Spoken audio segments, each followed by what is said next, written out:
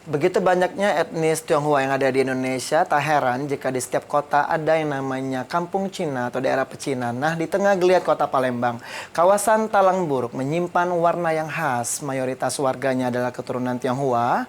Meski tak secara resmi disebut kampung Cina, kawasan ini lekat dengan tradisi dan ritual leluhur yang masih terus hidup di tengah modernisasi. Berikut kami hadirkan liputannya untuk Anda.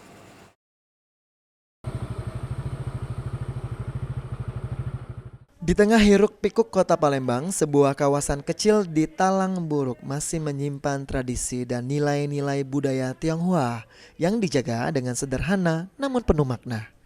Salah seorang warga setempat, Aliang, mengaku sejak kecil dirinya tinggal di kawasan ini. Suasana Imlek dan hari-hari besar lainnya masih dijalani warga dengan hangat dan sederhana. Ritual sembahyang, kumpul keluarga hingga berbagi angpau tetap menjadi tradisi yang dijaga. Sendiri sudah berapa lama Pak tinggal di sini Pak? Aku sudah dari kecil, dari nenek moyang dulu sudah di sini. Ya kalau mau dihitungkan tahun mungkin dari kakek nenek sudah kurang lebih 50 tahunan lah gitu. Baik, Pak. Bagaimana Pak suasana Imlek di sini Pak?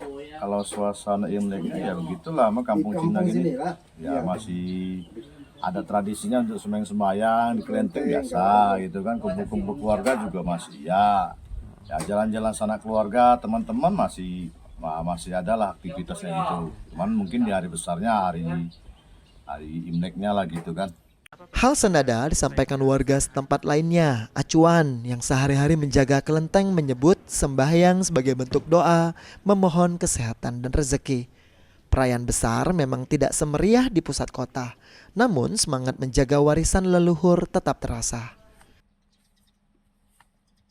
Apa Pak pekerjaan atau usaha yang dijalani sehari-hari Pak? Ini jago kelenteng. Jaga kelenteng ya Pak ya? Untuk aktivitas ibadah atau tradisi masih dijalani nggak Pak di kampung Cina ini Pak? Jalan ini masih.